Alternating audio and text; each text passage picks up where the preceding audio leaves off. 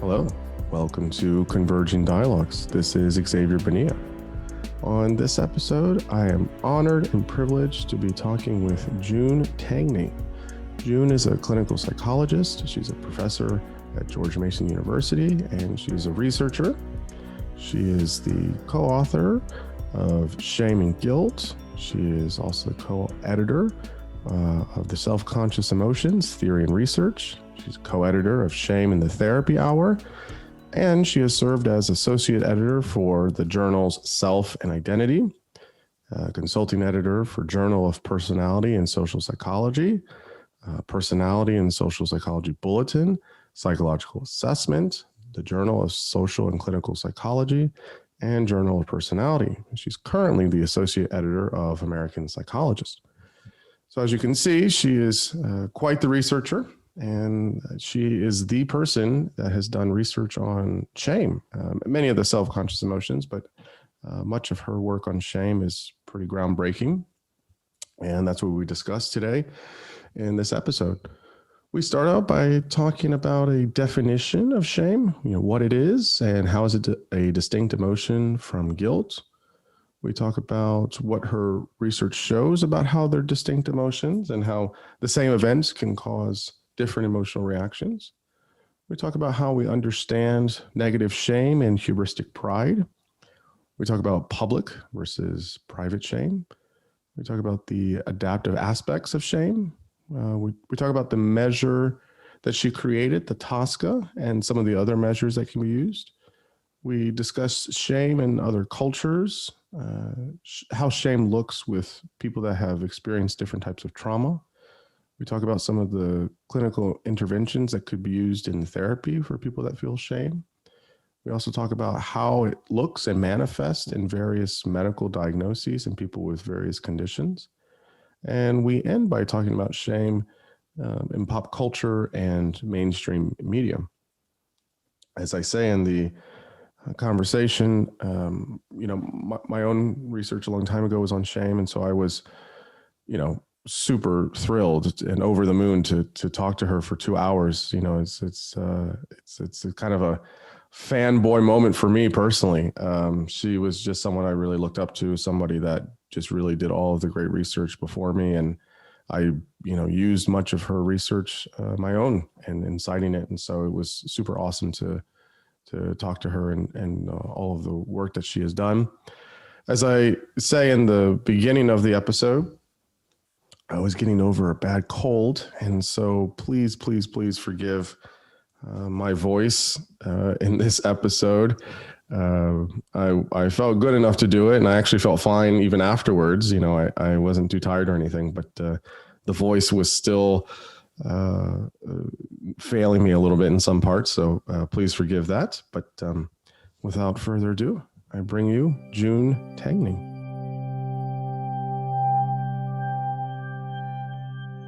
I am here with June Tangney. June, how's it going? It's going great. Thank you so much for coming on. I was telling you before we hit play that I'm getting over a cold, so my listeners will have to forgive my frog voice. So hopefully you'll adjust after 5 minutes. So, but I definitely wanted to have the conversation today. I know you're quite busy, so why don't you just tell listeners just who you are and your, brief, background and what you research and what you research these days. Yes. Well, I am a professor of psychology at George Mason University.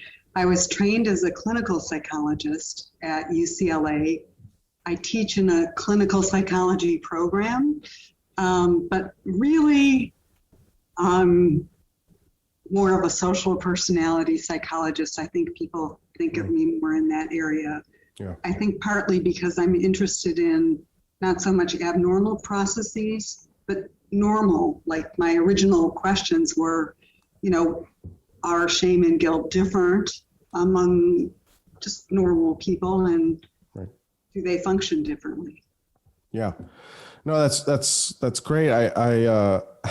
I was telling a colleague of mine that I was talking to you today, and I was kind of saying how for me, so I've said this in other podcasts, but my dissertation was on shame, and it was empirical study. And so I spent 3.5 years with it. And I remember when I was doing all the lit review, I kept seeing this woman's name pop up in the literature. I was like, who is this researcher? She's doing all this great work. She's developed one of the first good measures to measure shame and guilt and the self-conscious emotions, and made the distinctions. And, there's all this literature in the early 90s. And so, so obviously that researcher was you. So it's a super big honor for me to talk to you today, and really just ask you all the questions I wanted to ask you 10 years ago. So, well, this is great about one of my favorite topics still. Yeah, no. Yeah. It's a tough one, but I think it's an important one. I recently had Jessica Tracy on the podcast, and she's absolutely lovely. She is fabulous. Yeah, she's a great researcher. She is so nice and so brilliant. And so we talked about pride, which in many ways is the kind of yin to yang of shame, if you will. And so I don't want to rehash too much of the general stuff, but just for probably to get the wheels going, why don't you just tell us where we see shame fit in, and historically, how it's been understood, how we understand it now, how we define it, and well, you just start there, and then we'll get into some of the details. Right. Well, I first have to say that all my work on shame and guilt was heavily influenced by Helen Block Lewis, who was also a clinical psychologist, but a researcher.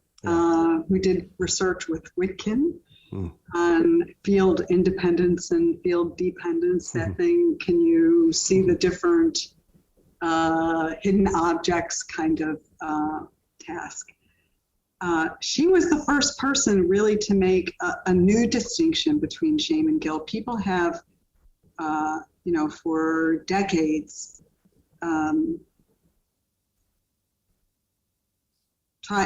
looked at these as different emotions. And so the most common distinction between them is shame is a public emotion. It's something we feel when other people know what we've done, when we're exposed before others in a way where we're seen in a negative light.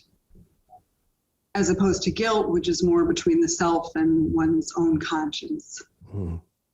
And it turns out that the research doesn't support that at all. So one thing that we looked at really early on was we asked people to describe anonymously personal shame and guilt experiences. And we coded the degree to which people were aware of the event, to the degree to which there was an observing audience. And there was almost no difference at all. If anything, it went the other way. The other take-home message was, there usually was an audience. Somebody really knows when we fail and transgress. It could be the victim of our, ill thought out remarks or what have you. Yeah. So her notion was that, no, it's not public-private. It's that really how we construe our failures and transgressions. Yeah. Is it a behavior somewhat apart from ourselves? Did I do a bad thing? And are we focusing on a bad behavior? Or is it me? Am I a bad person? Fundamentally, does this behavior reflect on me as being more generally a selfish person, an angry person, a dishonest person? And when people feel shame, it's shame about the self, about flaws in the self that are cut pretty deep. When people feel guilt, they tend to feel bad about specific behaviors that they did. Right. But the self can be somewhat separate from that. So I can do something really thoughtless and hurtful to someone, but not be a horrible person. Yeah, and that's wonderful, because I think, so Lewis was in the early 70s where she started to kind of figure this out. And up until that point, as you were saying, shame and guilt were almost seen as, in many circles, as synonymous terms, right? Yes. Like it's the same concept, just different ways of saying it. And or I would say this, what I hear, just colloquially as people use the terms, either we talk about shame and guilt in one phrase, it's one thing, that little corner of the emotional world, or I think people use the term guilt loosely to describe both guilt and shame. It's very rare. Yeah. In my experience, both as a clinician, working with patients and just, going through the world, where people say, I feel shame. Right. I mean, it's almost like we live in a shame-phobic society. Yes. Run away from it. Yeah. Well, shame definitely has a strange stigma to it that guilt doesn't, at least in Western society. I don't know about kind of more cross-cultural, how shame guilt load. There's some literature on that, but it's interesting though that, yes, I think you're right. They were either seen as synonymous or they're clustered together, and it's, guilt. You're right. That people wouldn't cluster it colloquially as shame. Mm-hmm. And so kind of the work that you've done is showing that it's one of those things where once you kind of hear it, I remember when I heard it the first time, I was like, yeah, that makes sense. But then it was like, oh, no one's actually done the research to show that they are distinct emotions. Now, I think we can dive a little bit deeper in that, but just before that, so we clarify in terms and how we define it. Shame and how we understand it now. Well, shame currently in 2021 is we know a whole lot more now, but shame is something to do with the sense of self. That there's something about me and my being or my sense of self that is corrupt or not fixable. Yeah, spoiled, damaged, not being able to be fixed. Whereas guilt typically is usually based upon an action. So, for example, if I go to the corner store and, I steal a candy bar, I might feel guilty because of something I did, right? I did a thing, I stole a candy bar, and I feel guilty because I had a transgression, a wrongdoing. You could, in theory, also feel a sense of shame for the same action, right? But typically guilt is action oriented, and shame is more of the self-oriented. Well, but I think that's such a great example. So let's just pick that apart for a minute. Yeah. So you, depending on, I think Lewis and my belief is there are actions that lead to these emotions of shame and or guilt that we have, but it's how we think about those actions, how we construe them. And so if I go in and I steal a candy bar and I say, that was a bad thing to do, and feel bad about it, and it's nagging at me, I shouldn't have stolen the candy bar, maybe I should go back and pay for it. And that's focusing on the behavior. But I could just as easily feel bad, maybe feel guilt initially about stealing that candy bar, and then thinking, I'm a thief. Mm-hmm. Yeah. I'm a damn thief. Right. I'm a dishonest person. Some part that resonates with much broader implications about the nature of the self. And so this is the big problem with shame, is that we have the same event, stealing the candy bar, but with shame, how do you change that? I mean, it's really hard to say, okay, the problem is me, big parts of me, maybe 20 years of psychotherapy or, I don't know. But it's hard to change the whole self. And when people focus on a behavior, they're already thinking of reparative actions. Yeah. Should I go back and pay for the candy bar? Should I give the candy bar to someone who needs it more. Yeah. And so in that way, I think one of my, I really got pretty extreme there at one point. Guilt is the moral emotion of choice, and shame is its evil twin. Yeah. Well, I think that's about where we were at, by 2000. Yeah.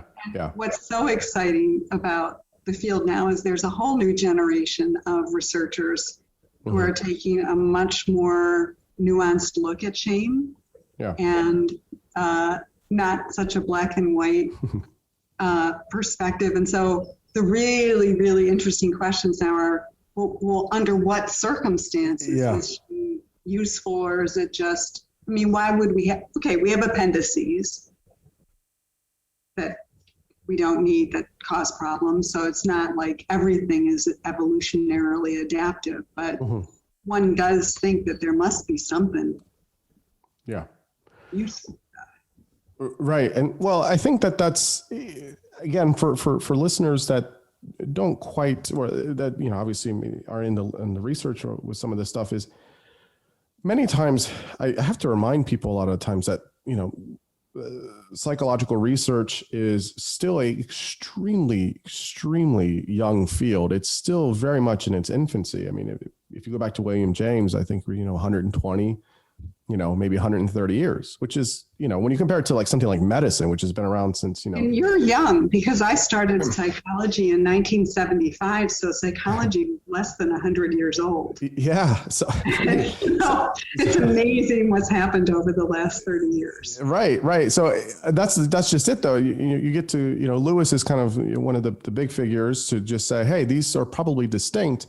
A lot of your work was saying, okay, well, here's how they're distinct and what they usually lead to. So shame is usually much of the research shows that shame can lead to some type of depressive symptomatology, or has overlap with depressive symptomatology, or it can lead to a sense of anger because of something about the self. So it's typically, in one kind of like you're saying, a polarized way, shame is, if it's something about the self in a negative way, or it's a negative self-attribution, then it would say, well, there's nothing I can do about that. I can fix an action, or I can, change it or repair it, but I can't fix necessarily the fact that I'm, like you're saying, a thief, and that's really hard.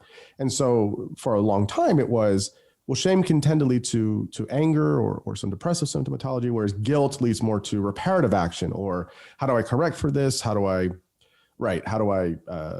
pay for the candy bar? How do I give my time and service to the place, or whatever, some way of trying to repair it.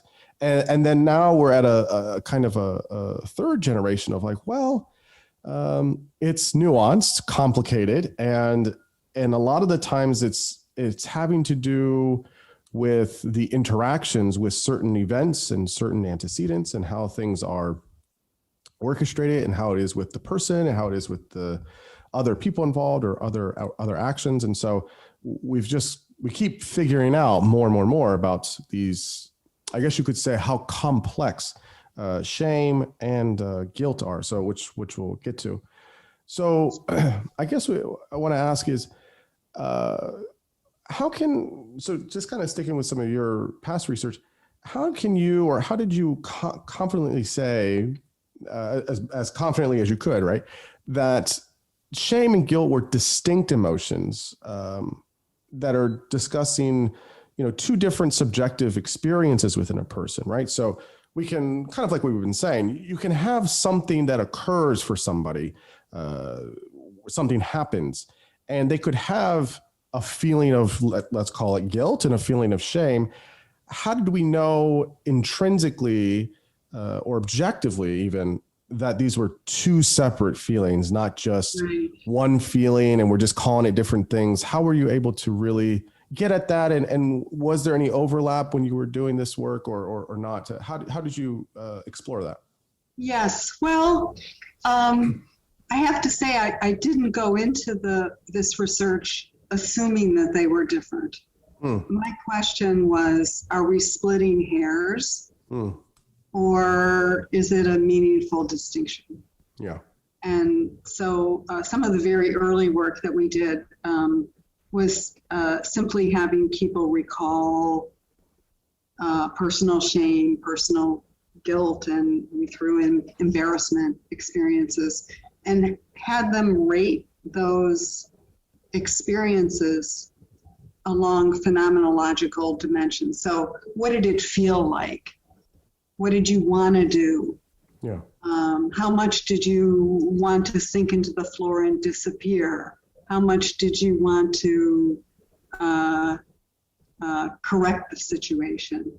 How much did you feel small and diminished?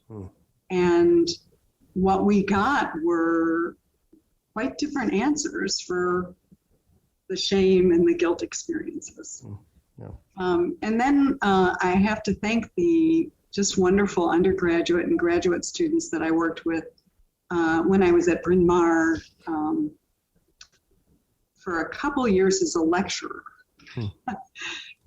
before I got my real job at George Mason. And it was just such a great place to, anyhow, we looked at a different, it was clear you couldn't just ask people, how much do you feel shame? Right, yeah.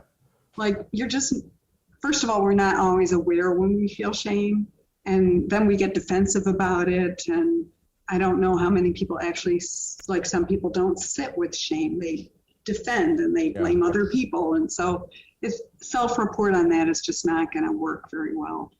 Yeah. So we ended up with a scenario-based measure where we asked people to imagine common, everybody can relate to transgressions and failures, and then described what it would feel like to feel shame, what it would feel like to feel guilt, or what you would be thinking, how you would be thinking about it. And we never used the word shame and guilt any place in the assessment.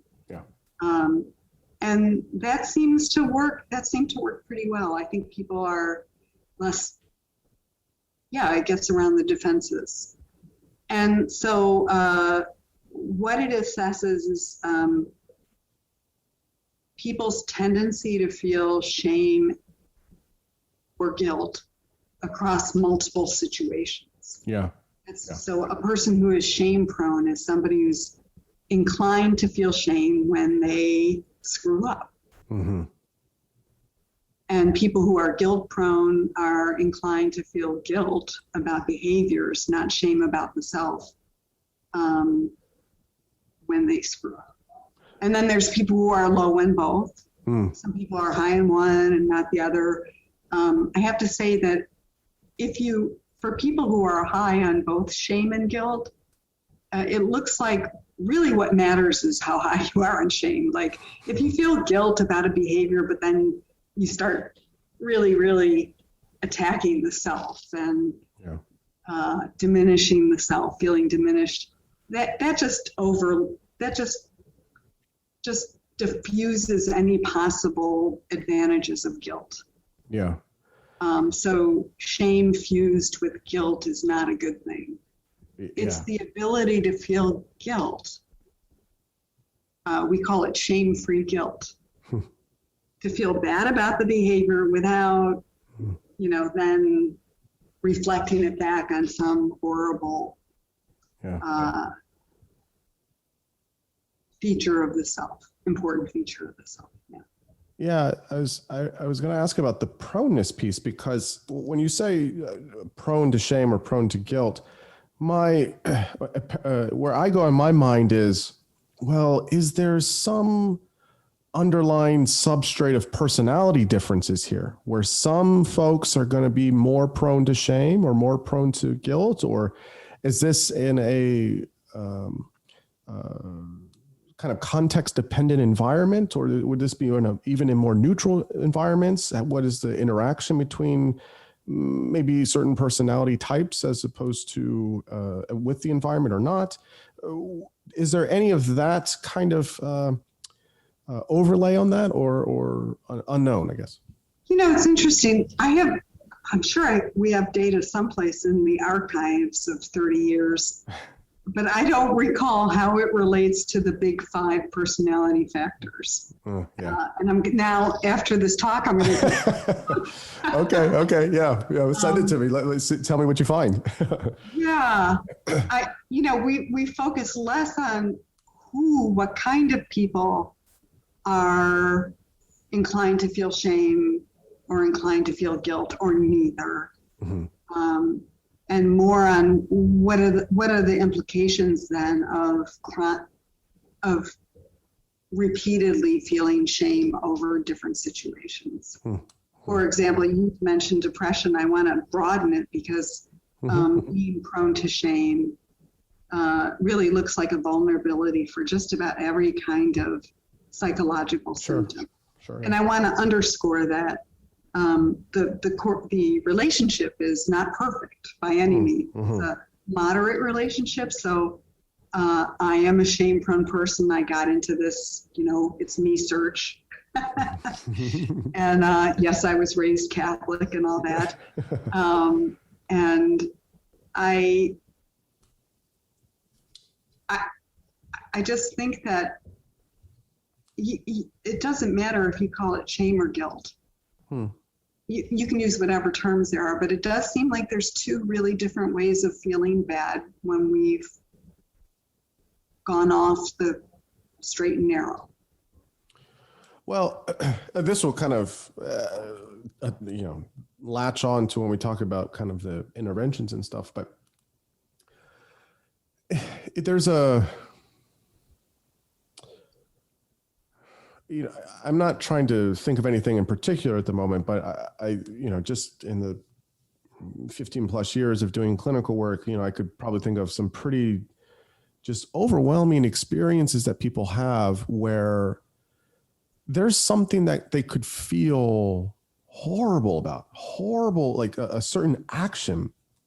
But then when you compound, so kind of what you're saying, high in shame proneness and high in guilt proneness, I mean, that is just a really, really, really, really dark space to be in as a human.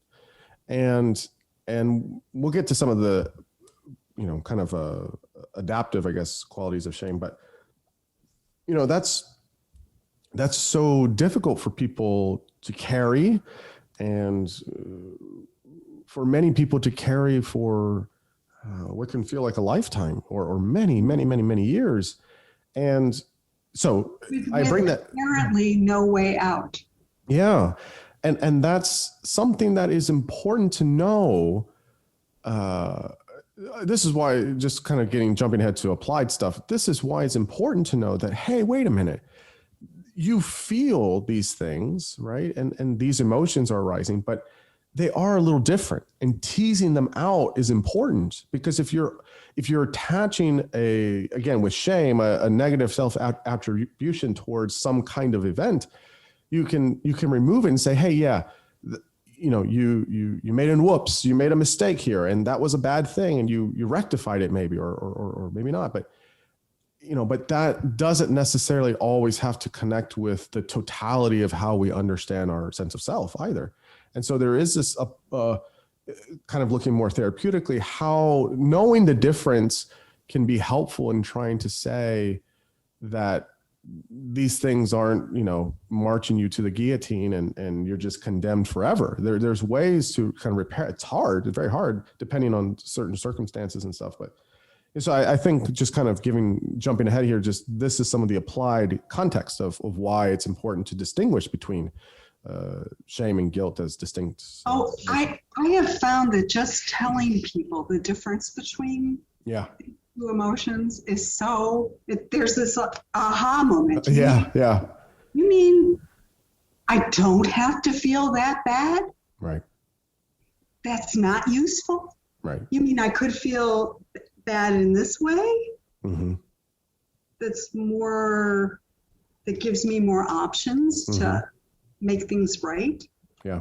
And also, I think the aha moment is, at the moment when I steal the candy bar, I'm focusing on that. Yeah. But to step back and say, generally, are you an honest person?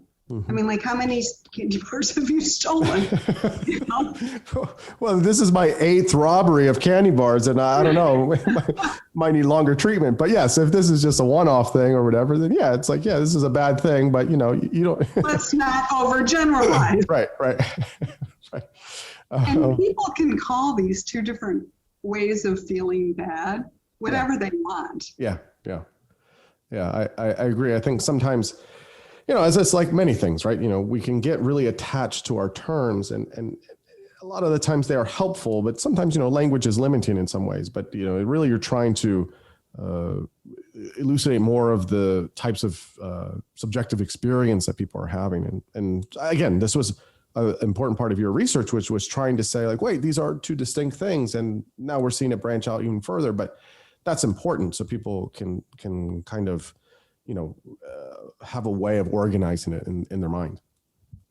So then the next question is, well, is shame really always bad? Yes. So is it really the evil twin? Yes. So that is the thing I definitely want to get to. But before we get there, I have 2 quick questions while we're just on this shame part of it, which is, sure. So I mentioned talking with Jessica Tracy, and she's great. And we talked about pride and a bunch of things. And this is something that just kind of came up in the conversation, and we were kind of, you know, just looking at each other like, I don't know. So I was like, well, let me ask June this. She might know. So we talked about how we have some understanding that people express hubristic pride, have deep feelings or underlying currents of negative shame. And so is this kind of a chicken or the egg kind of thing, and where somebody will have, you know, deep-rooted shame, feelings of this horrible shame that just is kind of there. And so when it's externalized or manifested, it comes out as this like hubristic pride, this kind of like narcissism, this grandiosity, this kind of thing, because it's coming from this underbelly of negative shame? Or is it kind of the reverse? Or how do we understand how these 2 emotions, hubristic pride and negative shame, work together if we understand it at all? I don't know if you have any thoughts on that. Yeah, actually, well, these are fresh thoughts, so they won't be well thought out. No, it's okay. I mean, first of all, let me say I love Jess Tracy's distinction between hubristic pride, which is about the self. I'm a great person. Yeah. I'm extraordinary in important ways. Right. As opposed to, I feel proud to have done this. I feel proud to have helped my friend when my friend was in need, or I feel proud to have gotten through college, what have you. Focusing on a behavior as opposed to the self, which is so parallel to the distinction between shame and guilt. Yeah. And I think what strikes me is that both hubristic pride and shame are self-focused and global, kind of overdone from the realities of most situations, right? Sort of extremes. And therefore, there's a precariousness. You know, a person who is very self-focused in evaluating the self for good, yeah, I'm great, is also the kind of person who's going to be inclined to look at the self for, I'm horrible. And this I'm great hubristic thing, it's me that I feel proud of, is pretty precarious. Yeah. You know, you're going to get information that doesn't quite, from the outside world, that says, well, you're okay, but so those are 2 things. Pride about behavior, guilt about behavior. That's not so much about the self. Yeah. And I think about Mark Leary's ideas about the advantages of hypoegoic states, of not being so self-focused. Yeah. That being less about me and more about what's out there. This is actually a pretty healthy direction to go in.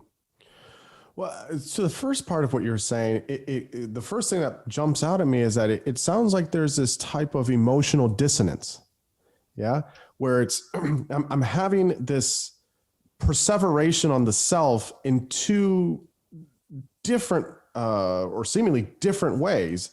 You know, one is very appearing positive on the surface of it, but you know, internally it's also super negative, and that there's this, like, they're kind of at two ends of a spectrum of I feel heavy amounts of these two emotions, pride and shame, and they're all focusing, or the person is focusing on themselves in two strongly different ways. Ways that are going to conflict. This dissonance, they're going to conflict. That is very. I don't find that so much with guilt. Like, I can steal a candy bar, and feel guilty about that, but right. also feel proud about, having done well on the 10-meter diving board or whatever. Right.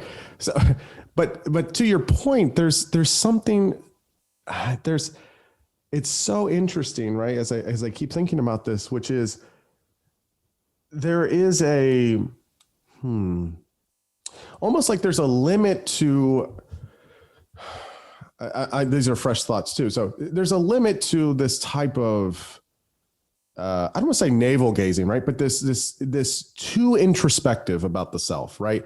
That there is an importance of, again, I think this could be context dependent or what have you, but that there are things that we shouldn't, perseverate on, or what our role is positively or negatively in each of these things or with other people, because it can push us to these extreme levels of certain emotions, pride and shame, that could be potentially unhealthy, and that there is some positive utility in kind of externalizing that, as this was a thing that happened, this was an exchange that happened, and it's okay, and we can move on and we can go past it. And there is some externalizing of it. If it's all internalized and with these very high levels of some pretty serious emotions that have to do with social context, they have to deal with status and our ranking in society, they have to deal with many things like that on the pride level of it, and then obviously with shame as well, that there's that emotional dissonance could be maybe too disruptive to kind of our core psyche. I don't know. What do you think? Oh, it makes us, I think, very, very vulnerable to very painful dissonance. Yeah. And flipping back and forth between this almost idealized view of the self to this, very, very dark view of the self. And, with guilt, that's not part of the dynamic at all. Yeah. I'll tell you another reason why I got into this. Yeah, please. I can't find where this is written down, but someplace in the Roman Catholic Church in Buffalo, there was this notion that if you have sinned and you're a good person, you will feel really bad. But if you're not such a good person, then you'll feel just a little bad. So the better the person you are, the worse you should feel. And I knew there was something wrong with that. Yeah. I mean, that's just not acceptable. and like, what good does it do the world for me to suffer? Yeah. What's positive about that? Right. Unless it motivates constructive, reparative behavior or changes in behavior. Yeah. You can change a behavior much more easily than you can change yourself. Yeah. Well, That's the line I give to people. If we can't change behavior, then I'm a fraud and you're a fraud, and the whole field is a fraud, and I just don't believe that, right? We know we can change behavior. We know we can do that, and so it's something I will continue to think about because it's such an interesting dynamic of these emotions, and so again, there's a lot of complexity to them that I didn't think about when I was doing this research. And, it's so interesting. So the last bit about shame is this private public piece of it. And there's some research on this. I think you had done some research on this. There was a paper in 2007 that did some research on this. And so, how do you understand this kind of expression? Why does a third of the people? We asked college students across multiple universities and colleges, what's the difference between shame and guilt? And we got some really funny answers. My favorite one is guilt is shame. Shame is a feeling of guilt. And they were all over the place. But 1/3 of the people said something along the lines of shame is public, guilt is private. And I think that the issue is here. We ruled out the fact that that's not the reality out there. Yeah. But we feel more exposed and evaluated when we feel shame. Yeah. And that's because we're focusing on the self. And mostly people feel shame and guilt and embarrassment in social contexts, right?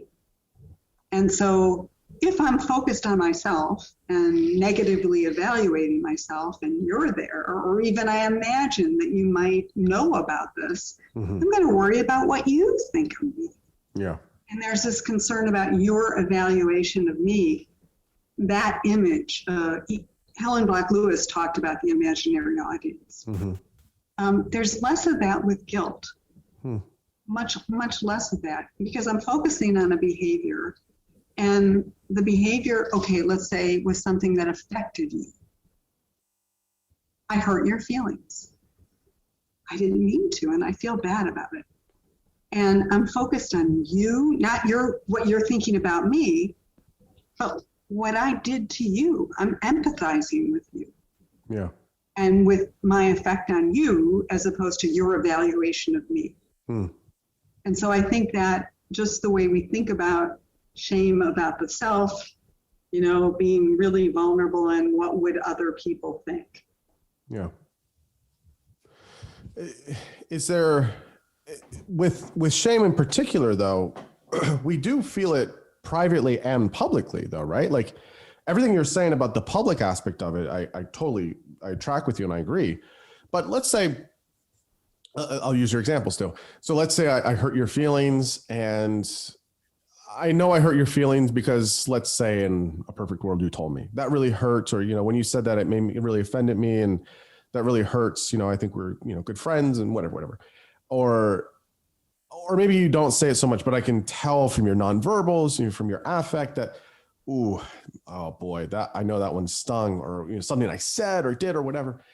And I drive home, and I put it out of my mind, and I'm getting ready for bed, and I'm still kind of thinking about it, and I'm sitting in my living room, and I just feel shame about it. I'm by myself, no one's in the house, and yeah, but you're still thinking about what happened between us. It's still interpersonal. I'm still around psychologically. It's not like all of a sudden you just sort of like, well, there are non-interpersonal. So, in the academic realm, that's not interpersonal. You get a bad grade on a test. Yeah. Of course, it's, people feel shame about that. Yeah. Or people feel guilt. I should study, wasting my parents' money. And right. But there's moments where, your point is right though, is that there's a mental I would wonder, is there a mental imagery that's going on when we're feeling shame, quote unquote, privately? You know, what would happen if people found out that I got a bad grade, or, oh, there was that No, not exchange that I just that had. I got a bad grade, but that I'm stupid. Right, that I'm an idiot, that I didn't study enough, or they saw the pictures on social media of me partying, and now I know I got like a C minus, and oh my god, or whatever. And it doesn't matter, I guess. It might be expressed differently because no one's around, but the point is that whether you're actually around people, or if in private you're having, I guess, maybe this mental imagery, that there's always a kind of a social component in our mind with private or publicly expressed shame, or how do you think of it? I think so. I mean, I think, having things publicly exposed, not in our imagination, but in fact, is going to be much more powerful. Yeah. Okay. Well, so you mentioned it earlier, so I definitely want to land here because I want to hear all of your thoughts on this. So there's been you were talking about this kind of third wave of sorts of shame research, and some of the research which I had shared with you has shown that there is some pro-social and or positive aspects of shame. We typically think of shame as a quote unquote negative emotion. So just out the gate, I have my own feelings about positive, negative emotions. I don't know if you feel strongly about them as I do. I typically don't like those terms because I don't think emotions are inherently have valence. I think we subscribe valence to them, but I don't think an emotion is positive or negative. I think that there's adaptive features to either. But how do you feel about it? Oh, well, it depends what you mean by good and bad emotions. So if you're talking about valence, just how does it feel? Does it feel good, or does it feel bad? Does it hurt, or does it bring us pleasure? Mm-hmm. Yes, you can array emotions along that dimension, and I think that's meaningful. There are painful emotions and there are pleasurable emotions. My assumption is that most all, except maybe right now at this moment, shame. I mean, there's a whole question there. Yeah, that is the big question. Yeah. My assumption generally is we have emotions because they're adaptive. Yes. Okay. Yeah. So that's whether they feel bad or whether they feel good, whether they're pleasurable or painful, they're not there for no reason. Yes, that's what I mean. Yeah, that's a good distinction. Yeah, the fact that there's jealousy isn't positive or negative, good or bad. It might feel good or bad in certain moments, but it inherently, in how we understand it or define it, there's an adaptive feature to it, right? We understand. I mentioned this with Jessica, that the film Inside Out did such a nice job of showing the utility and or adaptive qualities of sadness, that we don't like sadness, or we don't like feeling sad, but there is a utility to it. There's a purpose for it. And that is true, I would say, probably of all the emotions. I don't typically like absolutes, but I would say probably almost all the emotions, there is an evolutionary feature. There can be an interpersonal or pro-social feature, et cetera.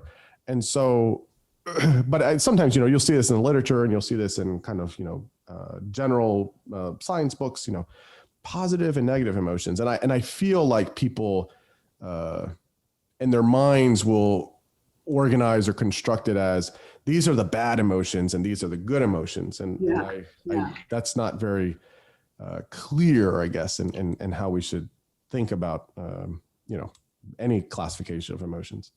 So in terms of shame, are there, based on the literature or any of your reading of things, how do you understand, could there be, or are there pro-social or adaptive or useful, healthy aspects of shame? What are your thoughts on this? I think it was most useful in pre-verbal times. And there's literature showing that among primates, when a subordinate misbehaves and steals the meat from the alpha of the group, that's a dangerous thing to do. And if the subordinate who just stole the meat then all of a sudden shows this submissive posture, that primate is much less likely to be injured, because they have communicated, yeah, I know I did something wrong.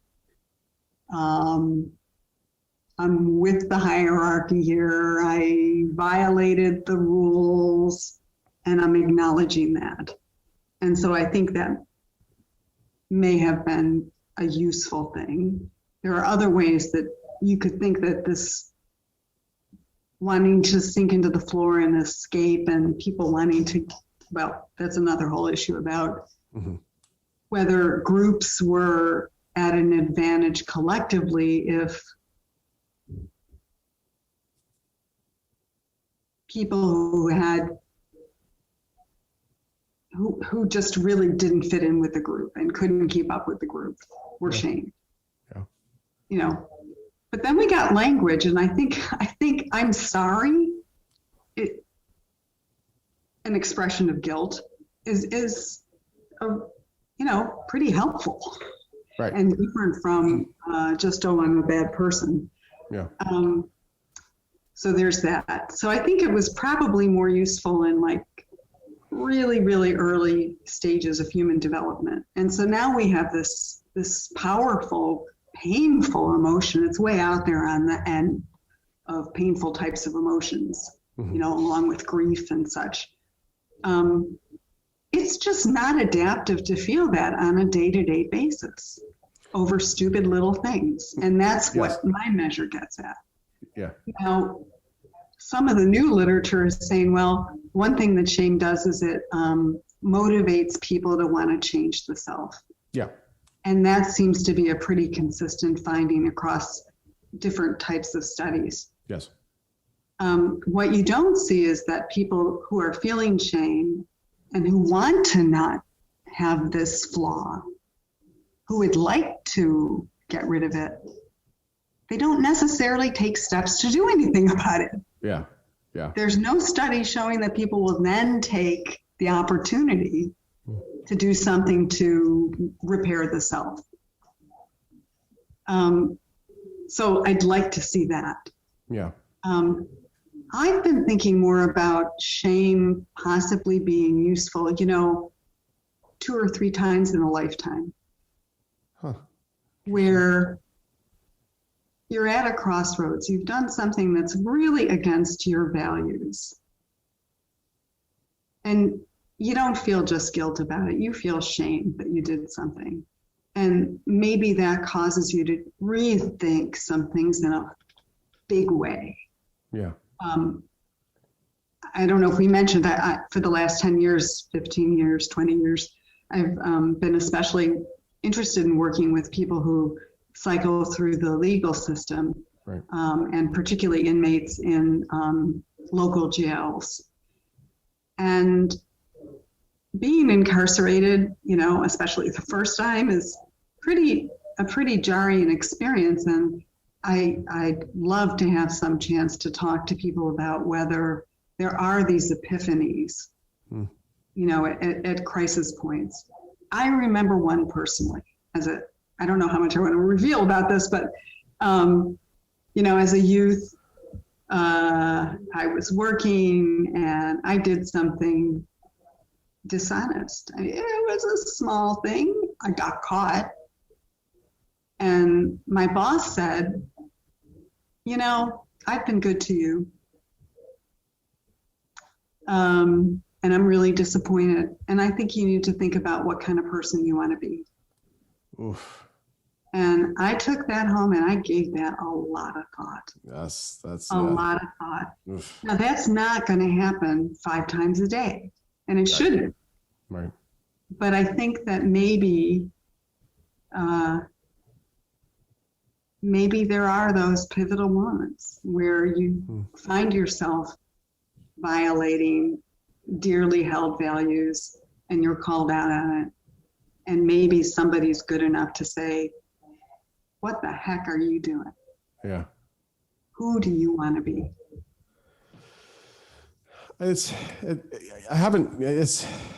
interesting because I hadn't thought about it that way. You're making the piece here that, and your example kind of illuminates this, that while some of the literature is showing that, yes, there could be more pro-social aspects in terms of, how you could have better long-term strategies, or you could have a better commitment to something or someone, that you're thinking about, is there in terms of the frequency of it, right? You can't, there's no way you could have this every day or even every week. It's a painful emotion about the self, or it can be, that you're saying that maybe, and each person is different, but at very huge pivotal moments, maybe a breakup or divorce, or incarceration, or some involvement with the legal system.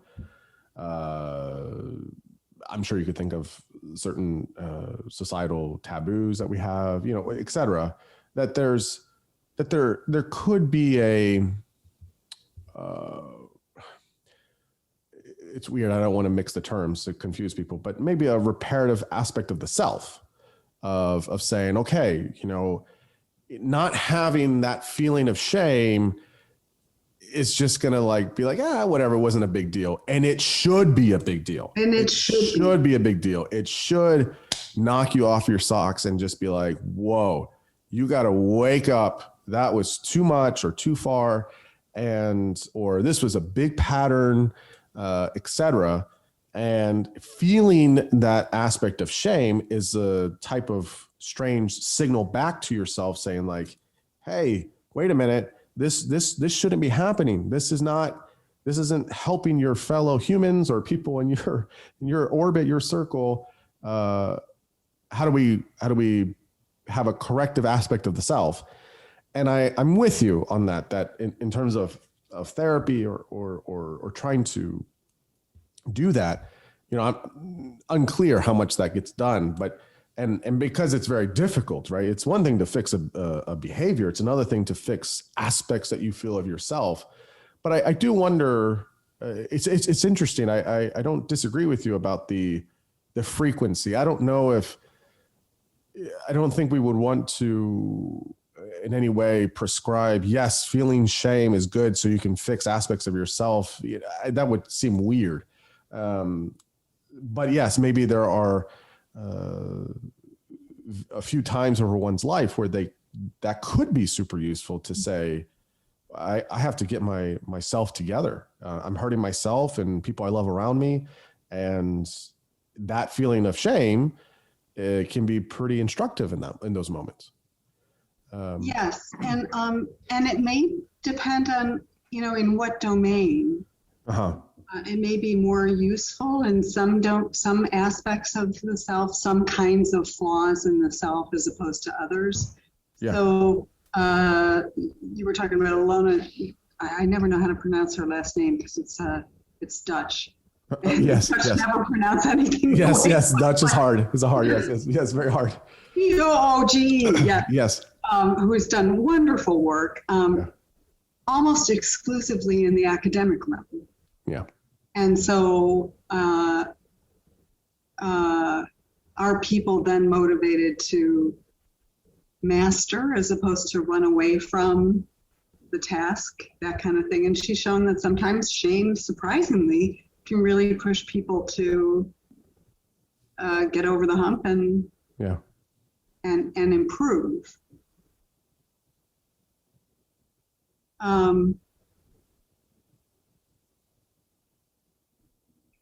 I really think it depends on, probably is going to depend a lot on how often you feel shame and over what kinds of things. And is it just,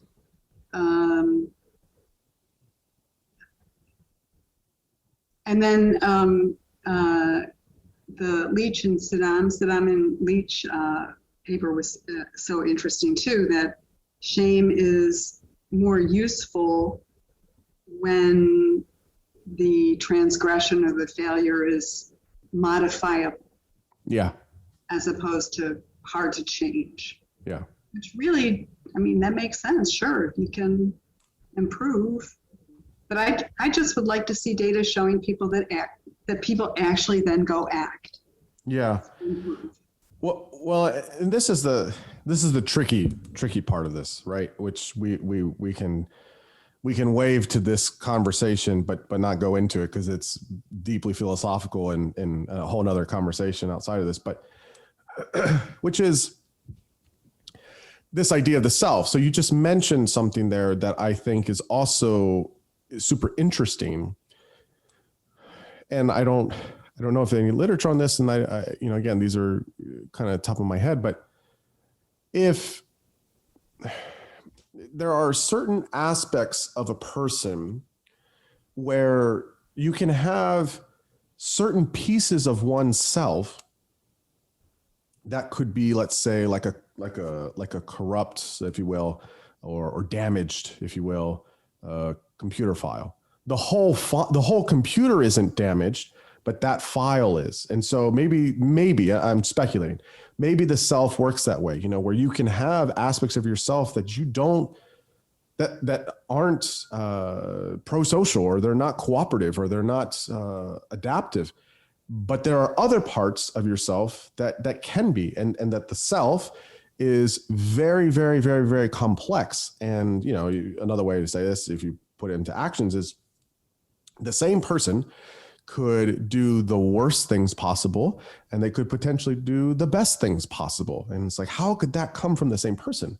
Or put another way, because none of us are not flawed.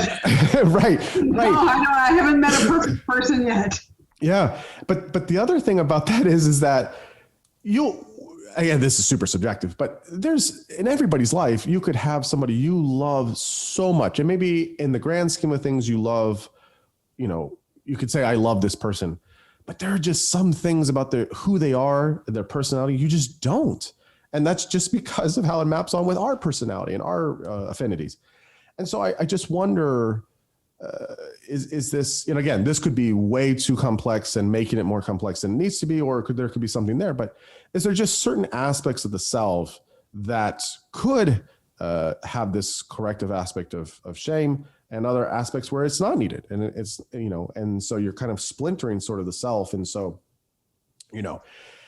again, that becomes more philosophical because, there's some people that believe that self is an illusion. There is no kind of I, there's nobody in the car driving, the you, just the composite of all your experiences that makes the self. And how can you tease out and parse out, what is and what isn't? And, that starts getting real philosophical, but it's interesting. I agree with you on the action piece of it. Okay, how do we, these things in kind of the academic realm or in certain contexts could be, or are of sorts, but then how do we see it in other contexts? And then how do we see it for kind of the actionable pieces as well? So I don't know what your thoughts are on any of that, but. Yeah, that's going way out there. Yeah. And I don't have any immediate wise thoughts in response to that, but we are all flawed. Yeah. And probably we often know our flaws better than almost anybody else. And I guess there's, along with this comes, in a healthy way, a certain acceptance that we're not going to be perfect. Sure. But we try to minimize the damage. Oh, I just love this phrase. My undergraduate advisor gave me a book as a gift when I graduated.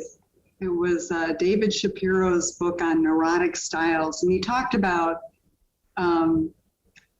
neuroses as not being, something bad. And then there's people who are neurotic, but that there are these personality styles that are adaptive over here. And then if you get too extreme, they become a little less adaptive and like that. And anyhow, the inscription was, it ain't your neuroses, it's what you do with them. Mm. Mm. And so we all have our vulnerabilities and our dark sides. And then the big question is, what do we do with them? Yeah. Yeah.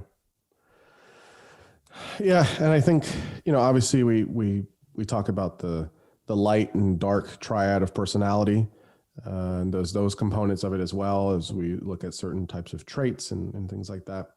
So yes, you were going there. So yeah. I can tell you this about people who score very high in psychopathy. So psychopathy is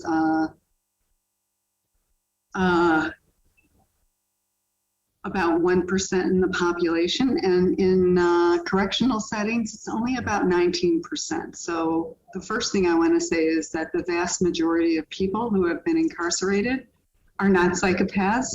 Right. They're good people. Yeah. They have values and empathy and all like that. But there is that group who I think there's just something wrong with the hardware there in the brain. Yeah. Who just don't get that other people are people, and who treat people like objects, and objects. So to be provided things, to get things from people. So they score low on guilt proneness, as you might guess. Mm-hmm. They don't feel bad, particularly about stealing from grandma. Yeah. But it's unrelated to shame proneness. They can be shamed. I don't think they feel ashamed of stealing from grandma, but really, really sensitive to being dissed. Oh, it's interesting. Being put down and having serious flaws attributed to them by other people. Yeah. It's so interesting. It's one of those things that until the research would be done, I wouldn't know or really expect to have that finding. It's very interesting. Yeah, we just thought they'd be low on shame and guilt. Yeah, it's very interesting. There's something there that's connecting. I mean, it's still, what that says to me, at least, is this is still a human. They might not feel bad for things they do or actions they do, but it is something that is impacting how they view themselves, whether it's, something to do with rank or status or whatever, or just them. They often know that there's something wrong with them. Yeah. They're not like other people. Yeah, that's very. They can't put their finger on it, but yeah, that's super fascinating. Well, just since we're here, I wanted to ask you about measurements.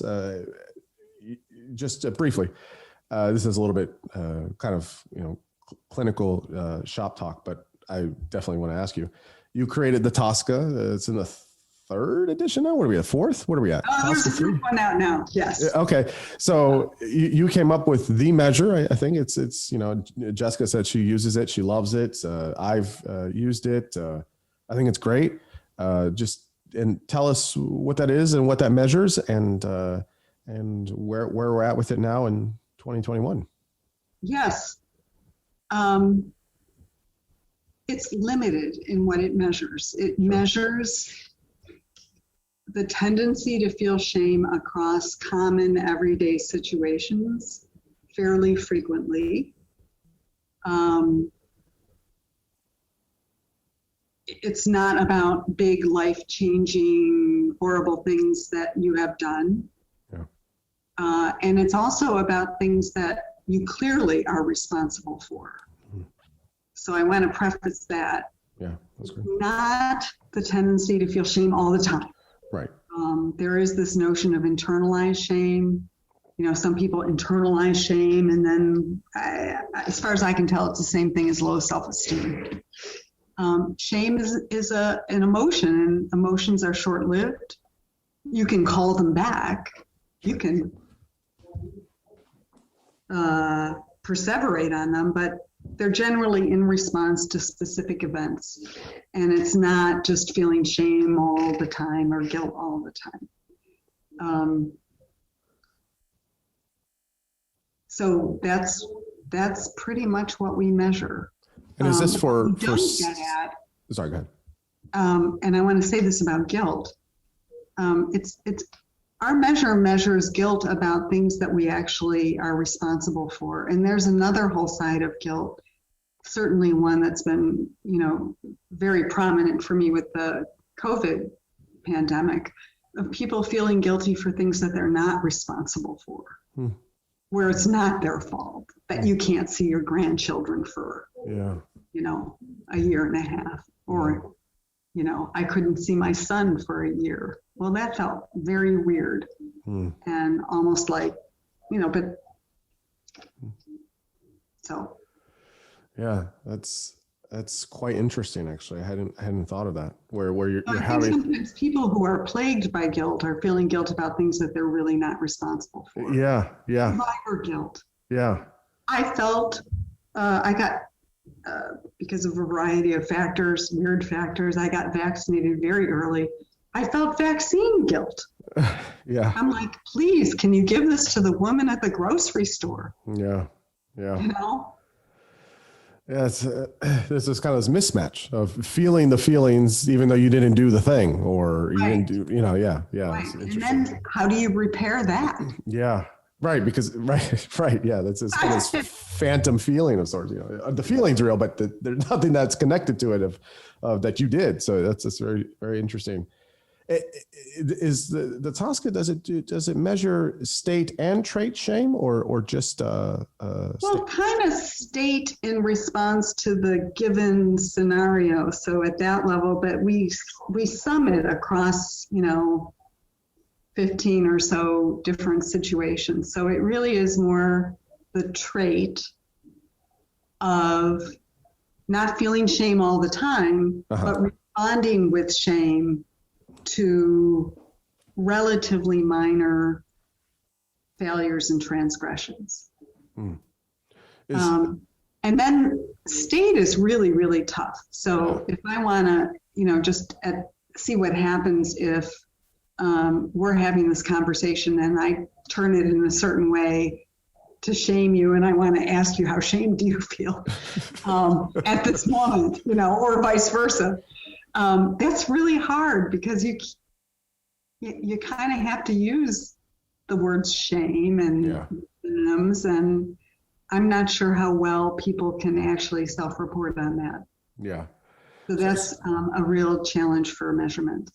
Yeah. So in terms of measures of state and trait shame, you use the TASKA, or do you use other measures as well? Either ones you've created or other ones that are out there. Do you use other ones, or? Well, we have a state shame and guilt scale, but I'm not crazy about it. And every time I send it out, it's with, some caveats. I did a study long ago, we never published it, where we actually shamed people pretty badly. I think we had them interact with other peers that they didn't know, and then gave them feedback about how other people rated them, like, oh yeah, you're punctual and hygienic, but they don't think you're so attractive, and you didn't really think you were that smart, and you should have seen the looks, like, you could see the shame. Yeah. But then we asked them, we gave them the state shame and guilt scale, and it was just didn't relate to how they looked, didn't relate to. So I think it's hard for us to directly report, I feel shame. Yeah. Because so many defenses kick in right away. I was just going to say, because of the social component, we're not going to admit that we're feeling something terrible about ourselves in front of somebody else. I don't want you to know that I feel shame. I don't even know if I feel shame. Right. I don't think I don't think we're very, we know what anger is. We know what fear is. Yeah. I guess the other thing here is that what do we know about shame in, as Joe Hendrick calls it, non-weird cultures, right? So in other parts of the world, so not in the West, not in, I don't always like West-East terms, but in other parts of the world that isn't, Western Europe and the United States and Canada, what do we know about how shame presents? This kind of gets into a little bit of anthropology, I guess, but how do we know how it presents in other cultures and in other environments. If you know, or if done any research or any. I've only done one study with Okay. a graduate student at the time, Emi Furukawa, who did a lovely study and got exactly the opposite results of what we expected. Oh. Or not exactly, but the most important part was the opposite. So I had been talking at length with Shinobu Kitayama about differences in Japan and the US and how we handle shame socially. So here, if we're sitting around, let's say a business dinner, and I do something, I don't know what, to, embarrass and shame myself. I say something that's completely, out to lunch. Yeah. And it's clear that I'm shamed. Yeah. Other people are going to actually, if anything, turn away from me. Yes. You know, they're not going to turn towards me at the table. Right. They're gonna shift a bit. Yeah. And no eye contact. Yeah. I am alone in this group, boy. Yeah. I am, I haven't exactly been kicked out, but pretty close to it. In Japan, Shinobu says it's very different, that people will reach out at that moment and reassure people that they are part of the group. Oh, that's fascinating. Make eye contact. Wow. And so, and also, especially in Japan, there's a more emphasis on criticism, not to criticize and make somebody feel bad, but to help children improve. Huh. That's sort of the idea. So, so what we expected was that proneness to shame would be not such a good thing in the US. Among children, we had data showing that they tend to be more aggressive in school. The teachers rate them as having more problems in school and that sort of thing. And so Emi Furukawa collected data out in Japan with Japanese children raised in Japan, translated the measures. Her sister helped collect the data. And what we found is that, on average, Japanese children report more shame and guilt. It's not a shame culture, it's both. We had a Korean sample that was kind of in the middle. But when you looked at the relationship between shame and adjustment in school, we got the same results in Japan. Children in Japan who are more shame prone than their peers are more likely to have problems with anger and aggression, and teachers also see them as less adjusted. Wow, that's super fascinating. So that's not what we expected. That was interesting. So there are mean differences, but in a way, sort of, if you go overboard with shame in either culture, it's not a plus. Interesting. Yeah, that's I haven't been familiar with the research, so it's interesting how, I have 70,000 questions more about that, but it's so interesting about how it does manifest differently in different parts of the world, and how it doesn't. And so there's now one caveat to that. If you look at my measure, it's a pretty individualistic measure. It's, I did something to hurt somebody, not so much about me and my role in the group. I would love to see a TASKA that is more about shame and guilt in terms of my effect on the group. As opposed to, so I would say that is an area for just. Yeah. Well, and that could, I mean, to use the term generally, that could be applied in many, if there was a measure that was adjusted for kind of with the group, I could imagine that could be used quite widely, because there are many cultures around the world that have a very collective kind of framework. And so that could be particularly valuable. Yeah. So a few things here, just we can chat on this one piece briefly and then end on the kind of more contemporary stuff. What do you know about shame in different populations, and then a little bit, I guess, in therapy? So people talk about shame in folks that have trauma, intergenerational trauma, complex trauma, PTSD. how as much as you're comfortable discussing that, how do you understand how shame kind of maps onto folks kind of that have various traumas or particular trauma? Does it look different? Yeah, I think it really depends on what the nature of the event is. So speaking of, childhood trauma, whether it's physical abuse or sexual abuse or what have you, it does seem like, this is not a one-to-one correspondence again, but that children with those experiences tend to feel more shame and shame more often. Yeah. And I think part of it is, this almost just world belief that somehow I'm responsible for having been mistreated. There's something about me that was responsible, not the perpetrator. Yeah. And sort of internalizing that. Yeah. With PTSD, it depends on what the nature of the trauma is, but I know that for many people who've experienced trauma and where they have survived and others haven't, or they've thrived and other people haven't, mm-hmm. That there's, I'm not sure if it's bad guilt or shame. Yeah. There is something really insidious about feeling guilty because you lived and the two guys next to you didn't. Yeah. And one of the problems, I think, is that we're hardwired to do counterfactual thinking. So we're hardwired to undo bad events, to think, how could it have been different? Yeah. And so we start thinking, what could we have done differently?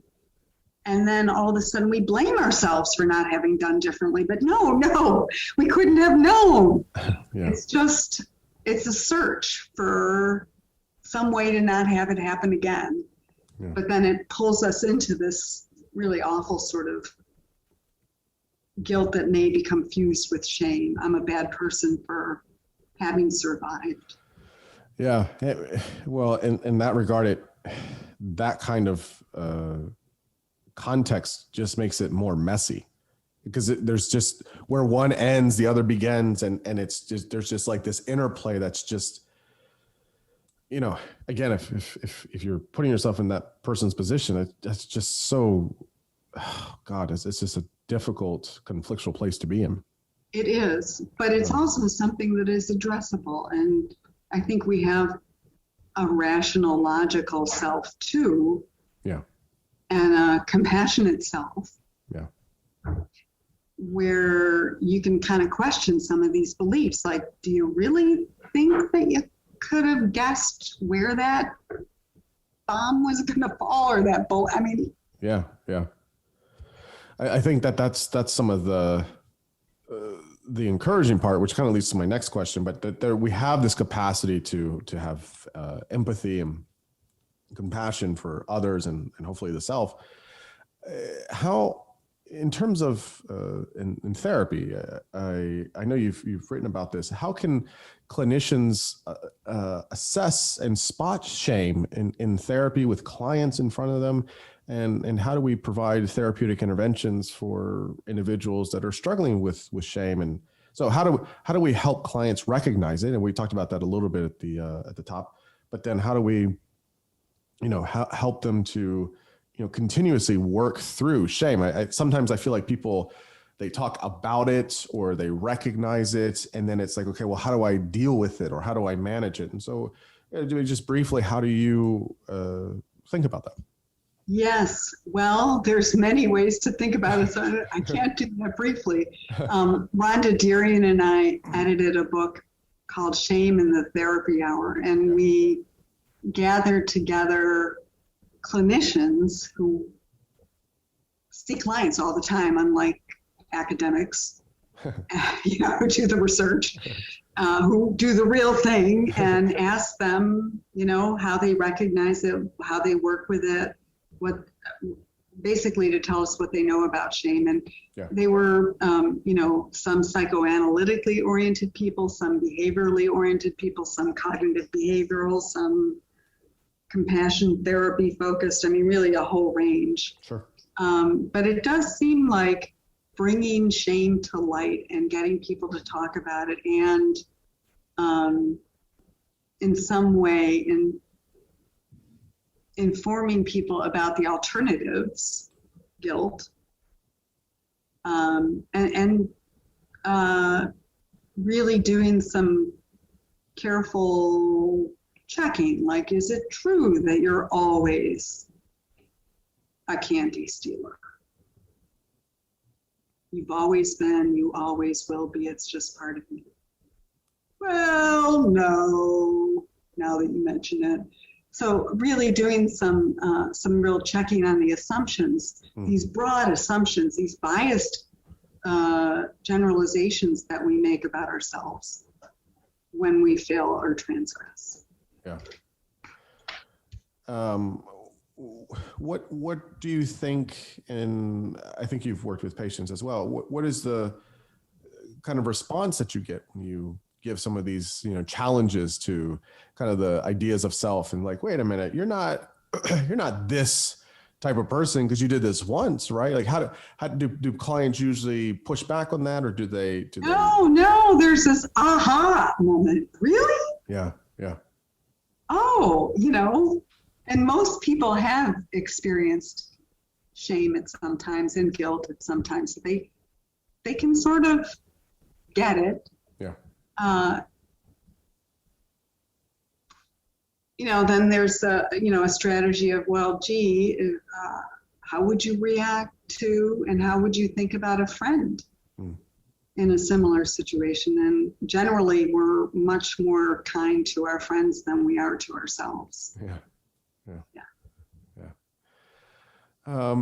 So one last piece of this is shame has some interesting interactions with folks that have certain physical conditions, such as autoimmune diseases, neurodegenerative diseases, and other types of physical conditions. And so I guess my question is how can, I guess, clinicians, whether that be psychologists, social workers, or more particularly clinicians, I should say, that are working in medical settings, let's put it that way, to work to help have an ability to proactively screen for shame, and how we can create effective interventions to help individuals cope and accept aspects of themselves, and when there's a physical condition that's in place. Because, so I'll use multiple sclerosis as an example. MS is something that is, you don't have the no one asks to get any type of illness, but in terms of MS, no one's wanting autoimmune disease, and it can have some pretty ugly effects, mostly. So if you take the most common form, relapsing remitting, which affects almost 80% of folks that have MS, is there will be, so the piece of it is that there'll be some moments where they will have symptoms, so gait problems, posture problems, language or cognitive abilities, fatigue, there's high amounts of depression, there's all these kind of this constellation of symptoms, and then they'll be fine for a couple of months, and then they won't be for the next couple of months, and that can come at any time. And so in terms of their abilities to do things or not do things, 1 month to the next, when they're doing things in public, they could feel a sense of shame, like, goodness, like this person doesn't know, like I don't look sick, but they know that there's something wrong with how I'm walking or how I'm forgetting words, or, and there's nothing I can do about that. There's literally nothing I can do about this disease that I have. And there's a sense of shame that they have where they can say, I just feel, terrible about myself. There's nothing I can do to fix this, and that's a real thing. How can we try and, proactive. Sounds so much like an internalized stigma kind Yeah, of. yeah. And I think that's another, I've also been thinking about the extremes of, sort of unrealistic, unfounded guilt, irrational guilt, whatever you want to talk about it. And then on this other end, with shame, characteristics that we have are complexion, how attractive we are, our sexual orientation, physical illnesses, those kinds of things that are stigmatized in society. And I think to really recognize and that there may be stigma out there, but I have a choice about how much I'm going to internalize that. And then I think reappraise the situation so that you can find things about yourself and your group that are positive, that are, in spite of MS, I have persevered. Right? Yeah. I make the most of those months, and then I take care of myself on the months that I don't, and that is wise. Yeah. Reframing these things, and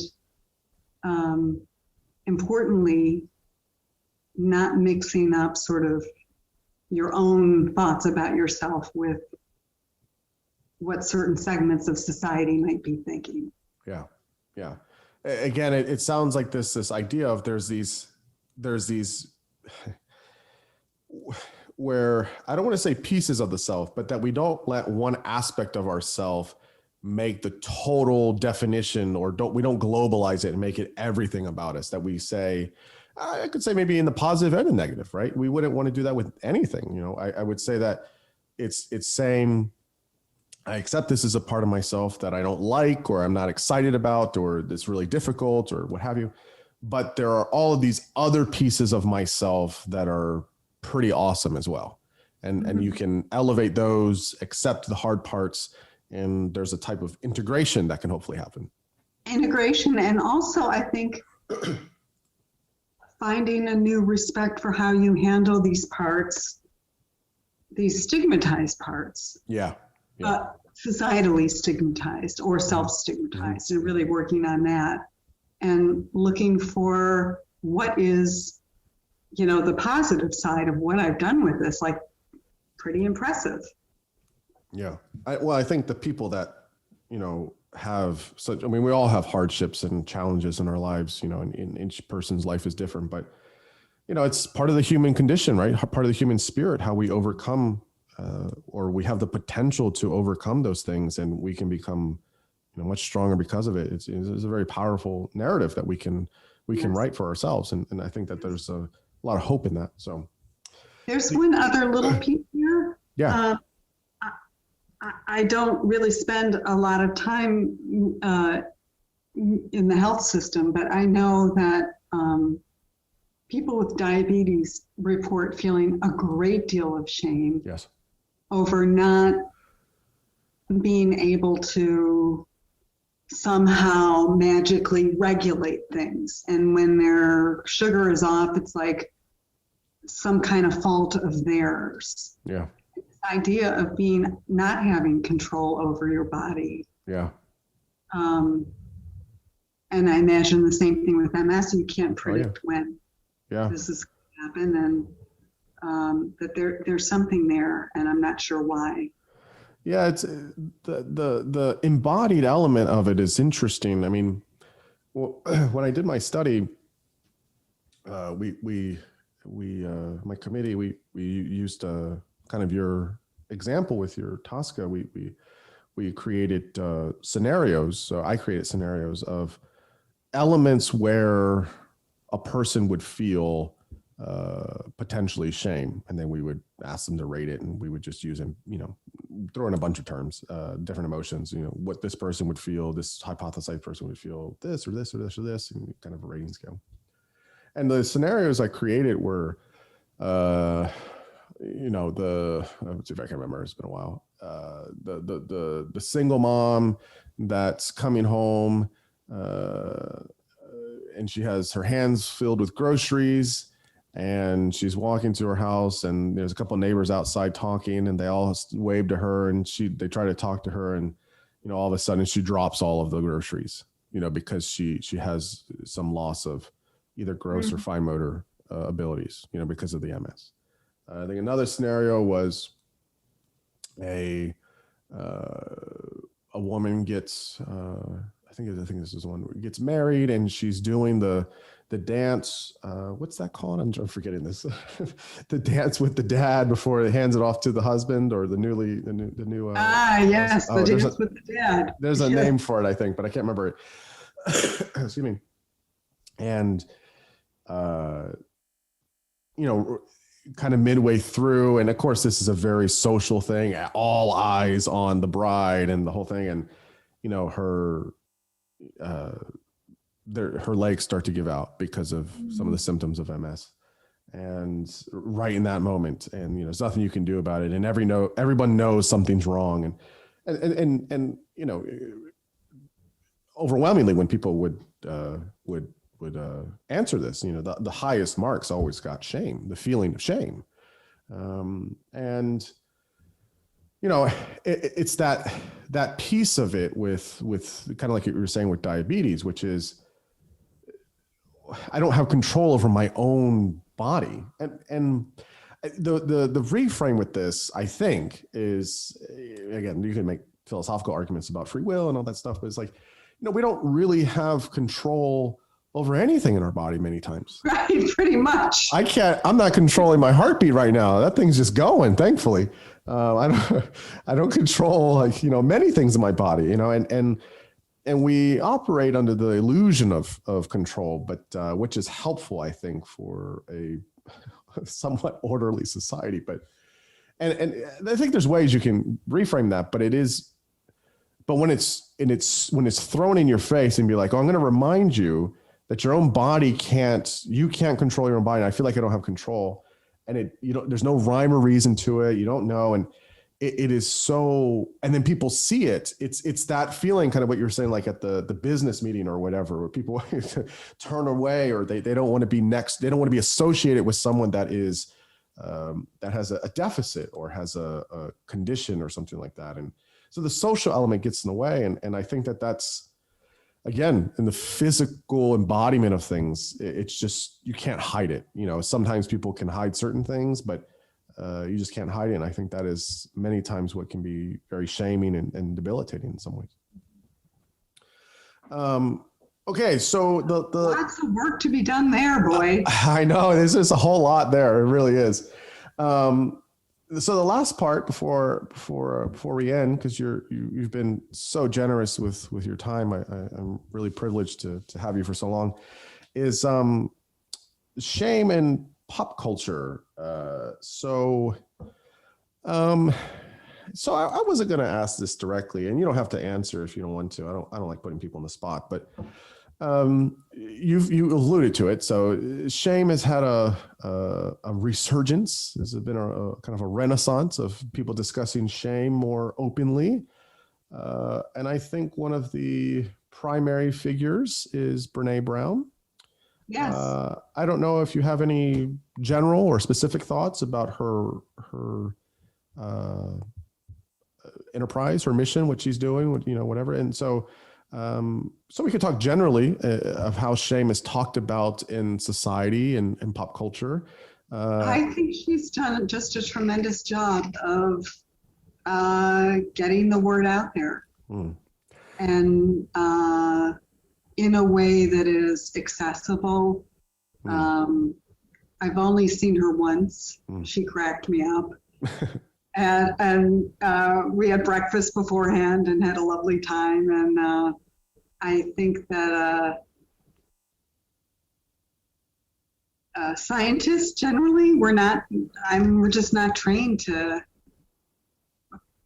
we're actually in some ways, speaking of shame, dissuaded from talking to the media, like, oh, you're just trying to be a big cheese by talking to Rolling Stone or whatever. But really, like, what's the point of doing research if the knowledge is not passed down outside of a small number of readers of a journal? Yeah. And, I totally agree with you. So I don't do research at the moment, and I'm not a researcher formally like that, but it's one of those things where maybe because I just see it more often, but I think it's so essential that we communicate science effectively and accurately and clearly. And that is extremely hard to do, I've realized. Extremely hard. Very hard to do. Extremely hard, because once you start coming out of there's in academia, you're kind of, academia is evolving at the moment, but historically academia is it's kind of in some ways safe world, right? Everyone does the same things, right? Everyone has to, they publish, and if you do a presentation at a conference, if you're doing, everyone's done IRB, that's done research, there's all these things and these rhythms, and you learn it, and it's a language, and you get it, and it's its own world. But once you start taking that stuff out of that world into the public world, and now with, the internet and social media and all these things, there's literally a million eyeballs on it. And so you're just hit with so much criticism, and you're hit with, or the opposite, people wanting to just, grab you and just prop you up for their agenda, or there's, all these things that just don't really happen at a big scale in academia. And sometimes what can happen with, sales and marketing and, et cetera, is there tends to be a watering down effect, right? Or to try and translate, because people don't like jargon, and people don't like things too sciencey and dry and boring, which is true, which is fair. But when they try to distill it or make it into something tangible for the layperson, a lot of the times the accuracy starts to get lost. A lot of the specifics start to get lost, and it becomes, talking points of sorts, or it becomes these very, very caricatures of things in the science. And I just realized I read everything. I read the literature. I read popular science. I read self-help just to see what's out there. I'm not a fan of self-help, but I read what's out there. And it is interesting, though, what they come up with. Where did that come from? Yeah, and I'm like, what? Like, what is going on with half of this stuff? And it's so hard. It is so hard to do that. But I think we need to do it. I'm a big proponent of it, but I don't find many people that do it well. So just generally, I wanted to know, people are talking about shame in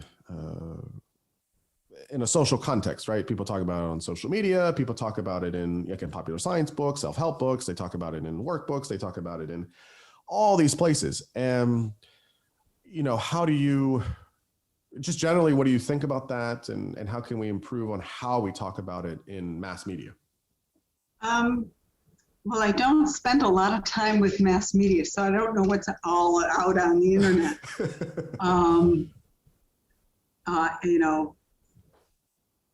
What my children see and how they get their information is entirely different than what I do. So I'm definitely a boomer, and that's that.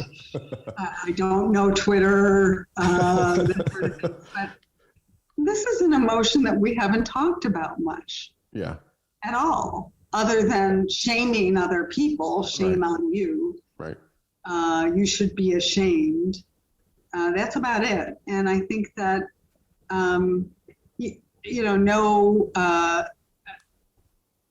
no popular outlet is going to have all the nuances and all the caveats and all the limitations. I think getting ideas out there, getting conversations started,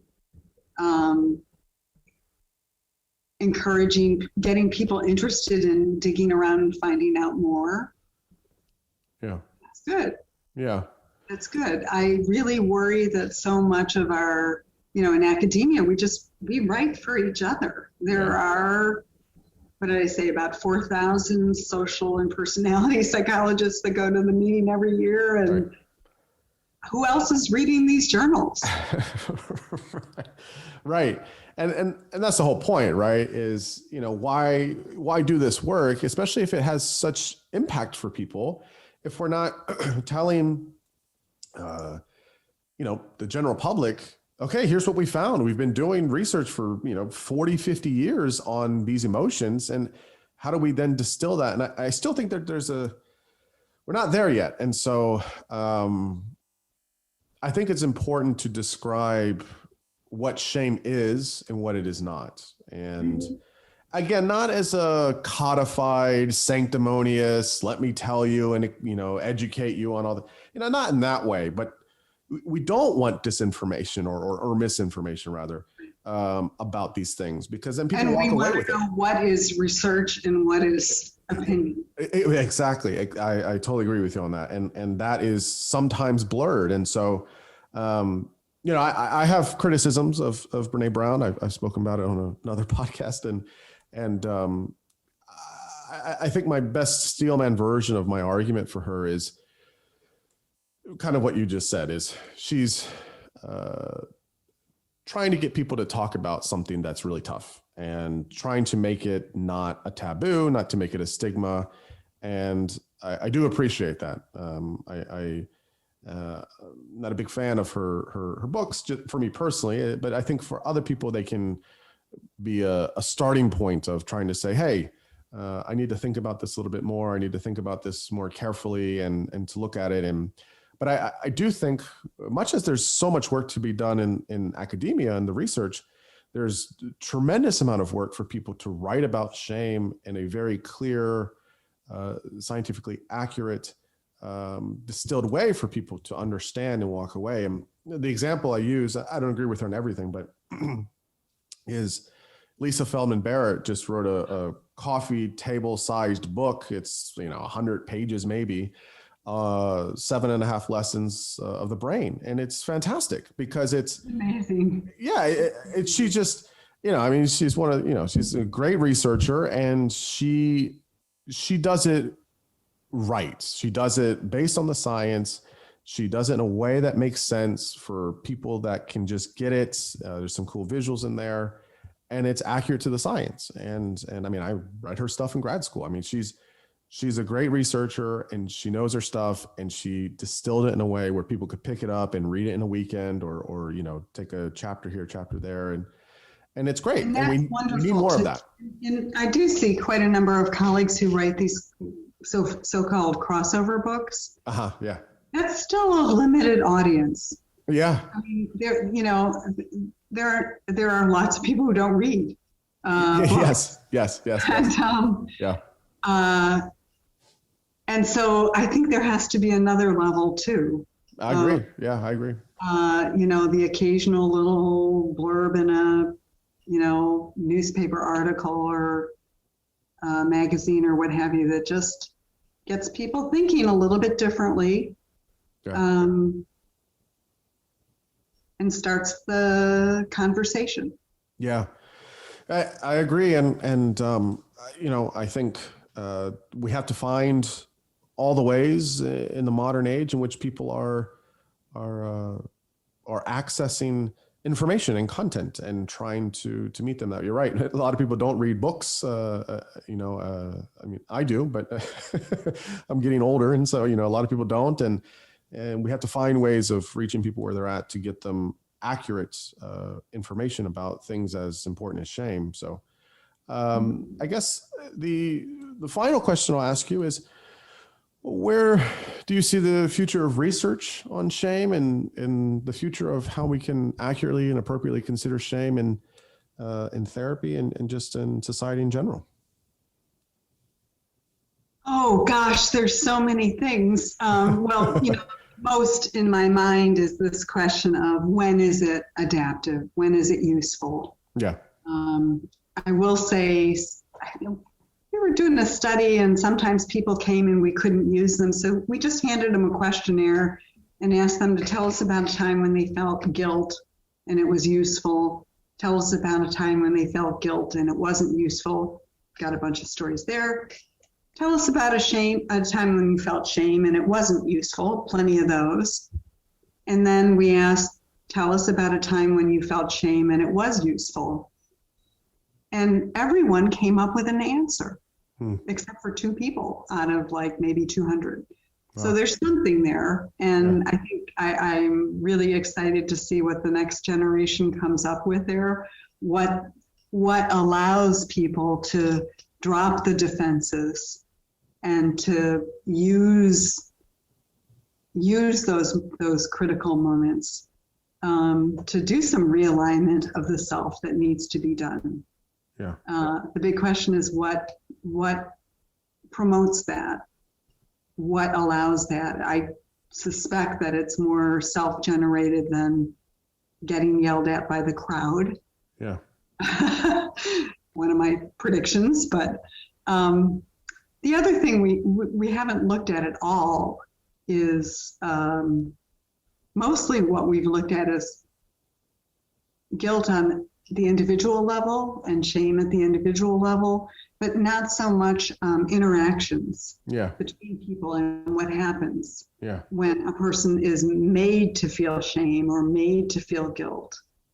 What happens then? Yeah. And I suspect that some of the most troubled relationships are relationships where partners are shaming each other. Yeah.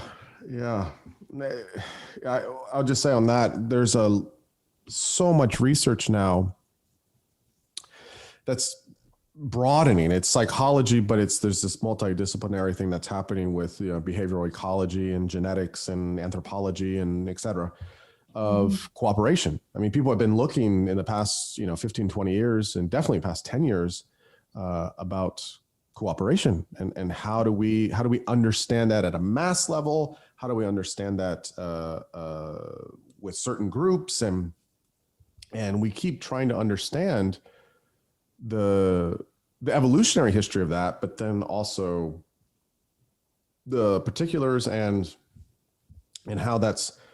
how all the different components of it. And so I think one aspect of this is, where does, this is just an example, but where does guilt and shame work with cooperation with groups? Does it help or hinder or not? Or, what are the interactions between those things? I mean, there's many unknown answers to questions like that. That's just one example that, popped in my head, but there's many components of when you talk about groups of how guilt and shame could potentially work. And then when you're looking at that across cultures in around the world, oh boy, I mean, there's so much to unearth there. In some ways, I think this next wave is going to be the most interesting. Yeah. Because of much more nuance. So yeah, it is going to be an exciting time. Yeah. No. And I hope that some people who are listening will decide to go into psychology and begin. Yeah. There's so much to explore, and in many ways, it's good because you can, folks like you who've been trailblazers for this stuff. We understand these things, and now we can do the next piece. So, June, it's been just such an honor, such a delight to spend this has been 2 really hours. Fun. Yeah, I'm so happy, so fulfilled. Thank you so much for inviting me. I love talking about this stuff, and especially with someone who knows the field so well. And thanks. Yeah. I was very, very happy you agreed to come on, and it was everything I wanted and more. And so I think listeners will really appreciate the conversation. So much thanks to you. Thank you. All right.